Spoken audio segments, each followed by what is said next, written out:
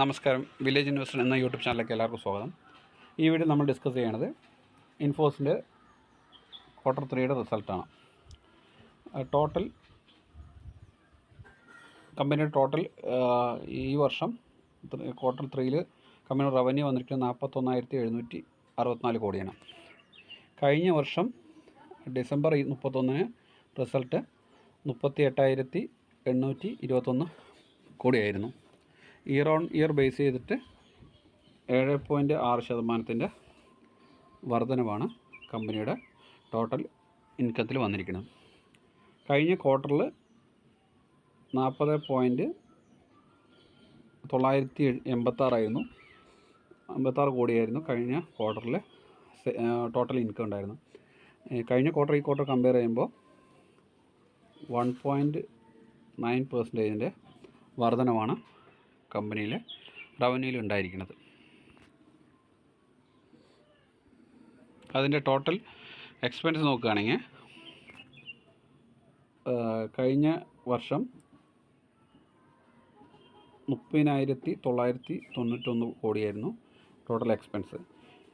ഈ വർഷം ഈ ക്വാർട്ടറിൽ വന്നിരിക്കുന്നത് തേർഡ് ക്വാർട്ടറിൽ വന്നിരിക്കുന്നത് 32,953 കോടിയാണ്.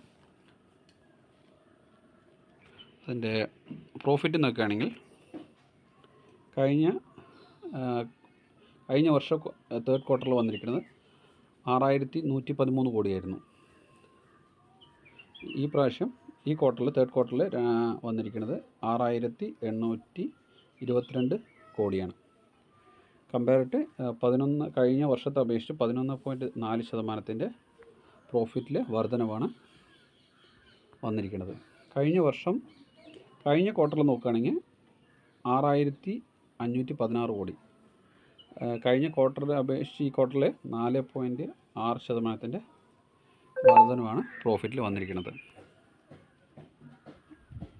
അതിൻ്റെ EPS നോക്കുകയാണെങ്കിൽ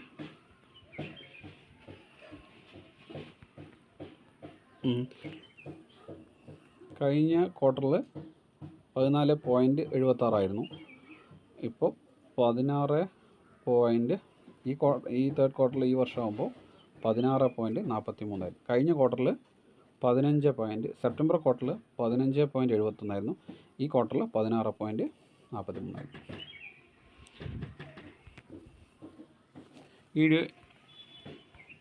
ഈ വീഡിയോ നിങ്ങൾക്ക് ഇഷ്ടപ്പെട്ടെങ്കിൽ ലൈക്ക് അടിക്കാനും ഷെയർ ചെയ്യാനും മറക്കരുത്.